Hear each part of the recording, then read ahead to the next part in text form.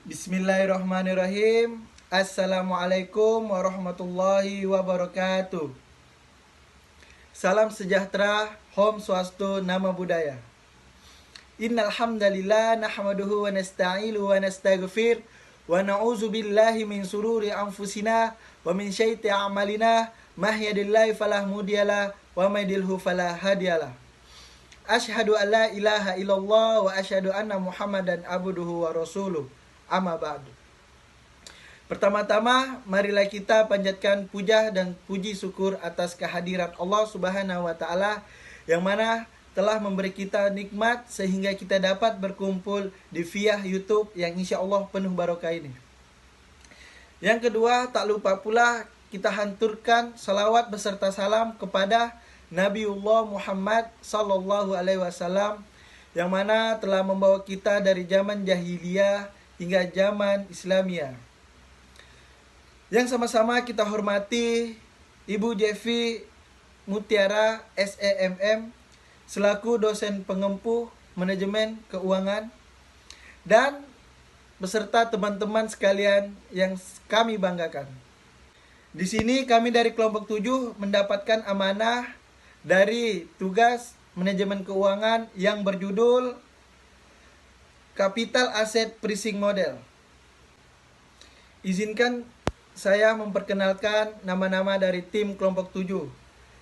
Yang pertama, saya sendiri selaku moderator yang bernama Mahathir Muhammad dan Ibnu Muhammad Fadli, Muhammad Baihaqi Fiandah, dan Hanif Al-Massar.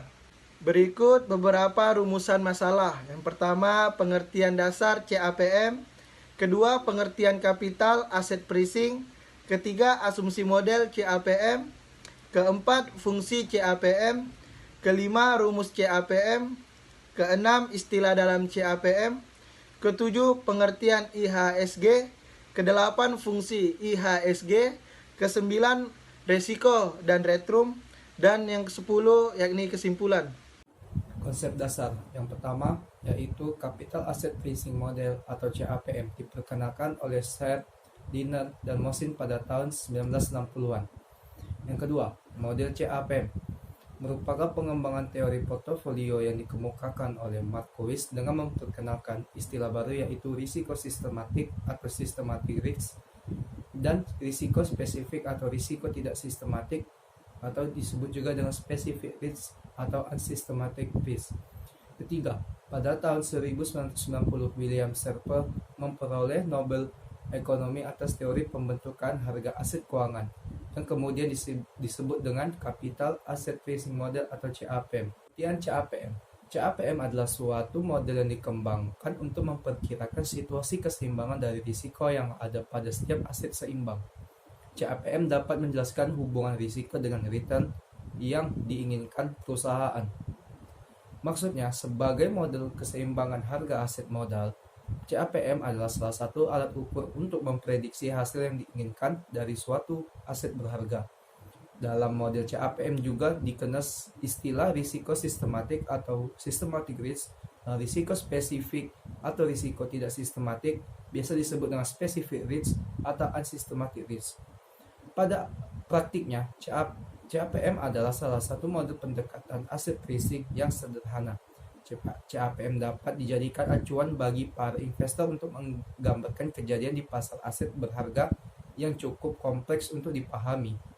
Jadi, banyak investor memilih untuk melakukan pendekatan CAPM untuk menghitung return dari aset berharga yang ada. Asumsi model CAPM. CAPM adalah sebuah model yang berdasarkan pada prediksi atau perkiraan. Oleh karena itu, model CAPM memiliki beberapa asumsi yang jadi ukuran atau dasar dari prediksi harga aset. Asumsi dari CAPM digunakan sebagai rujukan untuk menghitung risiko sistematik atau market risk sebagai tingkat risiko sebuah aset berharga. Berikut adalah asumsi model CAPM. Yang pertama, tanpa ada biaya transaksi, pajak penghasilan, dan inflasi.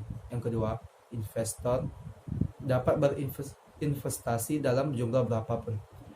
Selanjutnya, tidak ada pajak penghasilan baik untuk memperoleh capital gain maupun dividen dari aset berharga. Harga saham atau aset berharga tidak terpengaruh aktivitas jual beli investor. Semua aktiva dapat diperjualbelikan. Diperbolehkan praktik short sales. Investor dapat menyimpan dan meminjam aset dengan tingkat bunga yang sama dengan menggunakan risk, less lending, dan borrowing rate. Investor mengharap expected return, standar deviasi, dan koefisien korelasi antar return. Diverifikasi portofolio sesuai dengan garis portofolio efisien. Memungkinkan investor dengan probabilitas tingkat return masa depan yang identik. Semua investor adalah risk taker. Pasar dalam model CAPM adalah pasar dalam keadaan seimbang. Fungsi CAPM. Berikut penjelasannya. Yang pertama, melihat hubungan risiko tiap aset. CAPM digunakan untuk melihat gambaran risiko tiap aset. Lebih tepatnya, dengan CAPM dapat tergambar keadaan di mana hubungan dari risiko untuk tiap aset terlihat dalam keadaan seimbang. Nantinya, dengan melihat alat tersebut, investor dapat mempertimbangkan dalam kepemilikan aset dan risiko. Yang kedua, memperkirakan hubungan risiko dengan return. CAPM adalah salah satu metode paling efisien untuk melihat risiko dan return. Maksudnya, CAPM dapat menggambarkan secara jelas hubungan dan kaitan risiko dengan return yang diharapkan. Dengan CAPM, kita dapat melihat risiko dihasilkan berupa risiko sistematis dari saham ataupun surat berharga. Berikut adalah rumus CAPM. Rumus CAPM adalah R sama dengan RF tambah B kali RM kurang RF. R ialah expect return sekuritas. RF adalah risk free atau tingkat bebas risiko. B sama dengan beta saham atau systematic risk. RM sama dengan expect return of the market. RM kurang RF sama dengan risk premium. Berikut adalah contoh soal. Asumsi bahwa Investnesia melakukan analisis terhadap tingkat return sebuah saham sekuritas. Investnesia menemukan bahwa sistematis beta saham adalah 1,5. Sementara itu, risk free adalah sebesar 4% dengan tingkat expected return pasar 15%. Maka, R sama dengan RF ditambah B dikali RM kurang RF. R sama dengan 0,04 tambah 1,5 dikali 0,15 dikurang 0,04. R sama dengan 0,04 ditambah 1,5 dikali 0,1. R sama dengan 0,04 ditambah 0,165 sama dengan 0,205 atau 20,5%. Berikut istilah dalam CAPM. Yang pertama, risk free rate. Risk free rate adalah return ataupun hasil dengan tanpa adanya risiko dalam pelaksanaannya. Instrumen dari risk free rate memiliki bentuk surat berharga pemerintah seperti utang, surat utang, obligasi, atau investasi model lainnya. Notasi risk free rate yang ada di dalam CAPM adalah RF. Yang kedua, expect return. Expect return adalah return yang diinginkan oleh para investor pada aset berharga yang dimilikinya. Notasi expect yang ada di dalam CAPM adalah RE. Yang ketiga, return market. Return market atau tingkat pengembalian pasar di dalam CAPM adalah tingkat pengembalian dengan berdasarkan tingkat fluktuasi indeks harga saham yang ada. Notasi dari return market pada CAPM adalah RM. Yang keempat, beta. Karena metode CAPM adalah suatu pendekatan yang bisa memperkirakan hasil, maka di dalamnya dikenai istilah beta. Beta adalah suatu cara mengukur tingkat keuntungan dari aset berharga atas return market. Jika nilai beta adalah 1, setiap 1% perubahan return pasar, maka nilai return sahamnya akan sama dengan return saham yang ada. Yang kelima, risk premium. Return tambahan sebagai kompensasi bagi investor karena telah mengambil aset yang lebih berisiko. Return market. RM sama dengan IHSG T plus IHSG T min 1 per IHSG T min 1. IHSG T sama dengan indeks harga saham gabungan pada akhir periode 1. IHSG T min 1 adalah indeks harga saham gabungan periode sebelumnya. Contoh soal return market. Diketahui IHSG pada 2004 sebesar 1 3,00,23 dan 2009 sebesar 3,452,43. Hitunglah return market dari kedua tahun tersebut. RM sama dengan IHSG T min IHSG T min 1 per IHSG T min 1. RM 3,452,43 dikurang 1,00,23 per 1,00,23 sama dengan 2,451,63. Indeks harga saham gabungan. Indeks harga saham gabungan merupakan salah satu indeks pasar saham yang digunakan oleh Bursa Efek Indonesia.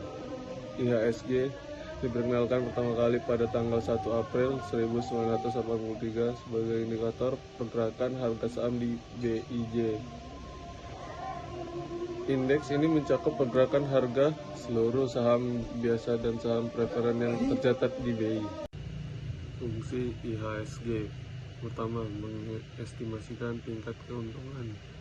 Pertama, fungsi IHSG adalah mengestimasi tingkat keuntungan rata-rata dari portofolio investasi Anda. Yang kedua, melihat perkembangan kondisi ekonomi. Berikutnya, fungsi IHSG adalah memanfaatkan indeks untuk mampu melihat perkembangan ekonomi suatu negara. Meskipun terdapat beragam variabel lain yang dapat diperhitungkan agar bisa mengukur apakah perkembangan ekonomi negara baik atau tidak, IHSG tetap jadi bagian penting di dalamnya. IHSG berperan karena semakin tinggi investasi yang Anda ada dalam negara, maka modal juga akan semakin besar. Indikator pergerakan pasar. Selanjutnya, fungsi IHSG adalah sebagai sebuah indikator pergerakan pasar modal. Apabila tren IHSG sedang meningkat, maka bisa dipastikan harga saham dalam pasar modal juga turut meningkat. Dan adapun berikut contoh soal IHSG yang mana dapat kita lihat nilai pasar seluruh saham yang beredar di pasar modal saat ini adalah 100 miliar. Nilai dasar saat ini adalah 20 miliar. Maka besar IHSG-nya adalah IHSG sama dengan 100 per 25 dikali 100 sama dengan 400. Jadi hasil IHSG-nya adalah 400 miliar. Selanjutnya risiko dan return. Yang pertama market risk. Market risk merupakan risiko yang terdapat di pasar. Market risk pun sering disebut sebagai interest rate risk. Dalam pelaksanaannya, risiko pasar akan turut mempengaruhi nilai investasi dan investor. Kedua, devalued risk. Devalued risk adalah suatu risiko yang terjadi jika penjual aset ternyata tidak mampu membayar bunga dan juga biaya pokok aset. Pihak investor akan sangat mungkin mengalami devalued risk. Dan yang ketiga, inflation risk. Risiko inflasi dikarenakan adanya inflasi yang tentunya akan menurunkan nilai aset berharga. Dan yang terakhir, currency risk. Risiko mata uang ataupun currency risk yang dipengaruhi nilai aset karena adanya penurunan nilai tukar mata uang yang menjadi acuan dari adanya jual beli aset. Dan yang terakhir, kesimpulan. Dengan adanya penjelasan lengkap dari tim 7, dapat kita simpulkan bahwa capital asset pricing model atau CAPM adalah suatu metode pendekatan dari harga aset ataupun aset pricing yang mampu memprediksi nilai keuntungan dari aset berharga. CAPM menjadi salah satu indikator pebisnis dalam memperkirakan bagi hasil dan risiko terkait aset berharga miliknya. CAPM mampu menentukan tingkat pembelian, ataupun recurrent return atas suatu aset berharga. CAPM adalah salah satu model aset pricing yang saat ini banyak digunakan oleh para investor karena mampu memberikan gambaran seluruh hal yang berhubungan dengan aset berharga, risiko, dan kaitannya. CAPM mampu memberikan informasi hubungan risiko dari setiap aset yang ada dan akan melakukan perkiraan hubungan risiko dengan hasil keuntungan. Baiklah, sekian presentasi dari kelompok 7. Kurang dan lebih kami mohon maaf. Apabila ada yang ingin bertanya atau menambahkan pemaparan materi dari tim 7, bisa melakukan diskusi melalui @link. Sekian dari kami. Wabillahi taufik wal hidayah. Wassalamualaikum warahmatullahi wabarakatuh.